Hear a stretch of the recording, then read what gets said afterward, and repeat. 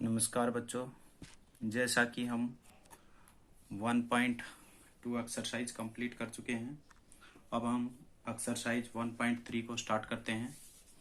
1.3 में एक्सरसाइज में जाने से पहले, क्वेश्चन सॉल्व करने से पहले कुछ प्रॉपर्टी हैं, कुछ रूल हैं, उनको हम पढ़ते हैं, उनके बारे में कुछ जानते हैं।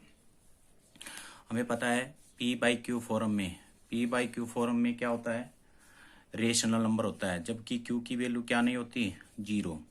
जैसे हम कोई भी नंबर ले लेते हैं, जैसे 2/3, ठीक है, 3/5 और 7/10।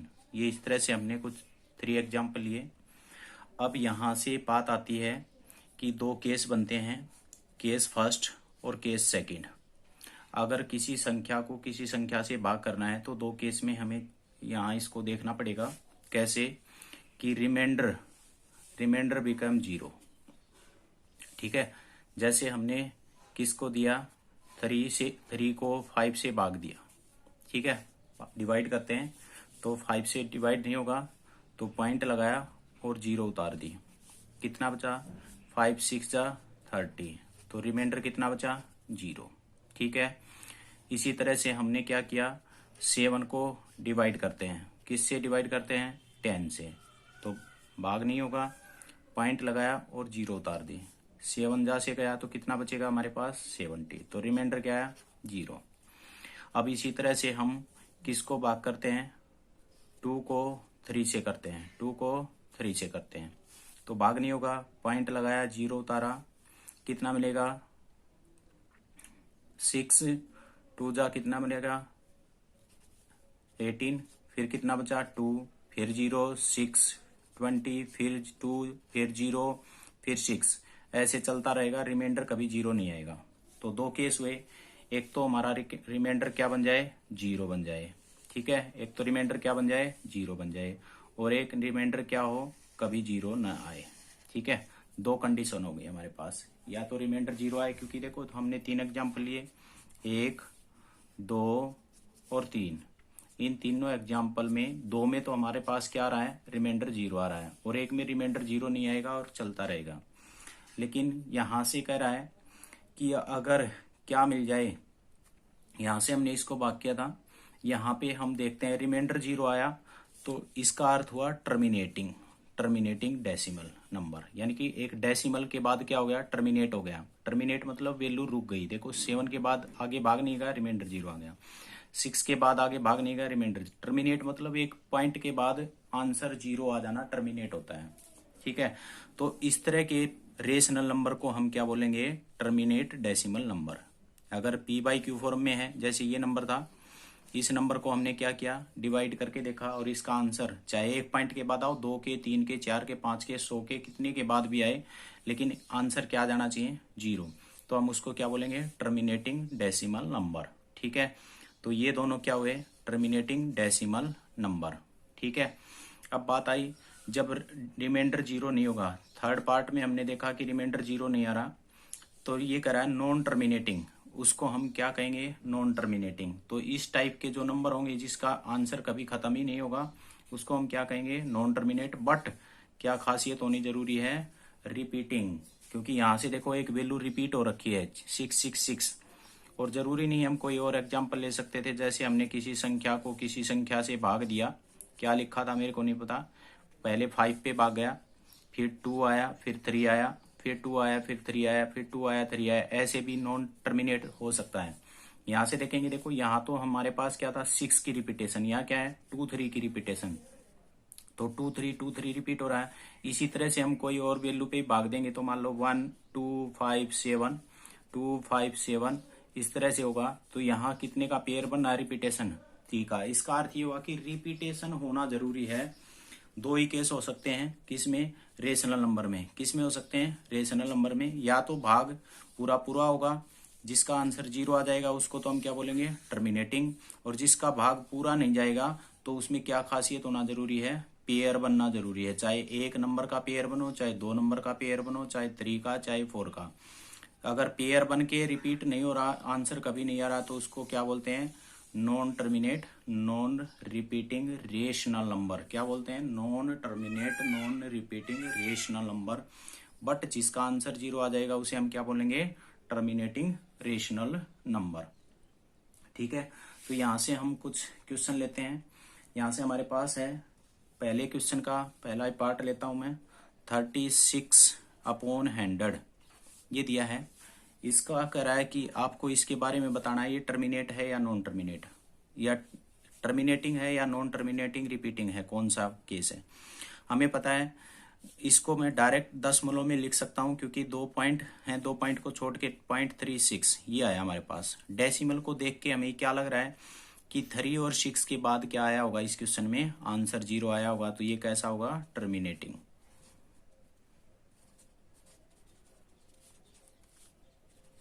टर्मिनेटिंग रेशनल, ठीक है, टर्मिनेटिंग रेशनल नंबर कैसा है, ये टर्मिनेटिंग रेशनल नंबर। इसका दूसरा पार्ट है हमारे पास 1/11। इसका अर्थ क्या हुआ, हमें एक पे भाग करना है कितने से, 11 से। तो भाग नहीं होगा, पॉइंट लगाया 0, फिर भी भाग नहीं हुआ, एक 0 और उतारी और 0। 9 से भाग हो जाएगा, कितना आ जाएगा, 99। फिर कितना आएगा हमारे पास, यहाँ से कैरी लेके जाएंगे 10, 10 में से 1, फिर 9 0 0, फिर हमारे पास भाग नहीं होगा, फिर 0 उतारी, फिर क्या हो जाएगा 0, फिर एक 0 उतारेंगे 0, फिर कितने से भाग हो गया, 9 से 99। इस तरह से ये रिपीट देखो आप क्या रहा है, 0 9 0 9 क्या हो रहा है, रिपीटिंग। तो ये कौन सा नंबर हो जाएगा, नॉन, खत्म भी नहीं होगा क्योंकि हर बार रिमाइंडर क्या बचता जाएगा, 1। तो ये कौन सा केस हो जाएगा, second case, non terminating repeating. ठीक है, नॉन टर्मिनेटिंग रिपीटिंग। ये हो गया हमारे पास दोनों केस। अगर हमारे पास दशमलव में थर्ड केस बताता हूं मैं, थर्ड केस आप क्वेश्चन नंबर फर्स्ट के बाकी सारे क्वेश्चन चेक करके देखेंगे कि जो जो नहीं हो रहे उसको बताना, ठीक है। ग्रुप में आप मैसेज सेंड कर देना कि सर ये क्वेश्चन नहीं हुआ, उसको रिपीट करा देंगे। केस थर्ड बनाता हूं मैं। अब देखो किसी संख्या को मैंने ऐसे भाग किया, 5 0 5 0 0 5 0 0 0 5, और ये हो गया। ये कैसा नंबर है, दशमलव में देख के हमें ये पता करना है कि ये कैसा नंबर है। हमें पता है, यहाँ आपको लग रहा होगा कि रिपीटेशन है, नहीं रिपीटेशन नहीं है। देखो यहाँ पहले 5 आया, फिर 1 0 आया, फिर 5 आया, फिर 2 0 आया, फिर 5 आया, फिर 3 0 आया, यानी कि 0 की संख्या क्या हो रही है, बढ़ रही है, तो रिपीट नहीं हो रहा है। यहाँ देखो 2 5 है तो 2 3 है तो 2 3 ही चल रहा था, 2 3 है तो 2 3 चल रहा था, 2 3 यानी कि सेम पैटर्न से चल रहा था। यहाँ सेम पैटर्न नहीं है, ये कौन सा होगा, इरेशनल। इसका अर्थ ये हुआ कि कभी खत्म भी ना हो और पैटर्न भी ना बनाए, उस नंबर को क्या बोलते हैं हम, इरेशनल नंबर बोलते हैं। ठीक है, अब क्वेश्चन नंबर सेकंड पे आते हैं।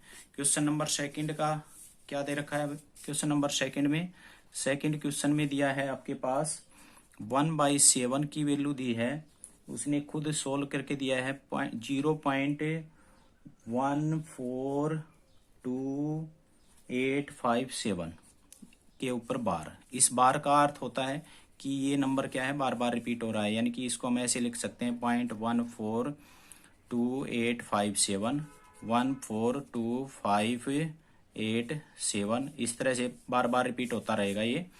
तो ये है, उसने कहा है कि आपको किस किस की वैल्यू फाइंड आउट करनी है, 2/7 की, ठीक है, 3/7 की, 4/7 की, 5/7 की, 6/7 की, इस तरह से ये वैल्यू फाइंड आउट करनी है। मैं यहाँ आपको 2 एग्जाम्पल करके दिखाऊंगा, आप बाकी की वैल्यू को खुद निकालना। तो 2/7 को हम क्या लिख सकते हैं, 2 × 1/7 लिख सकते हैं या नहीं लिख सकते।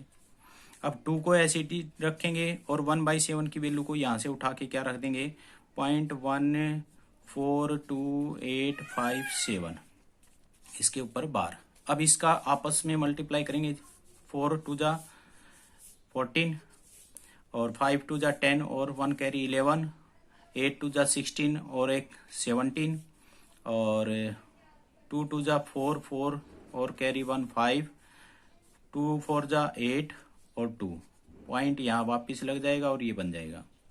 इसी तरह से हमारे पास क्या होगा, 3/7 को कैसे लिख सकते हैं, 3 × 1/7, तो 3 × 0.1/7 की वैल्यू फिर से रख देंगे 42857 और इस पे बार लगा देंगे। अब इसी संख्या को 3 से मल्टीप्लाई करते हैं। 7 या 21 2 कैरी, 3 5 15 और 2 17 1 कैरी, 8 या 24 24 और 1 25 2 कैरी, 3 दूनी 6 और 2 8, 4 या 12 1 कैरी, 3 और 1 4, ये आ गया। इस पे फिर बार लगा देंगे, ये रिपीटेशन होता रहेगा। इसी तरह से आप 4/7 5/7 और 6/7 को निकाल सकते हैं। कैसे? 4 इंटू 1/7, 1/7 की वैल्यू रख दें। 5 इंटू 1/5 ना 1/7, 1/7 की वैल्यू रख के 5 से मल्टीप्लाई कर देंगे। 6 इंटू 1/7, 1/7 की वैल्यू रख के 6 से मल्टीप्लाई करके आप आंसर निकाल सकते हो। ठीक है।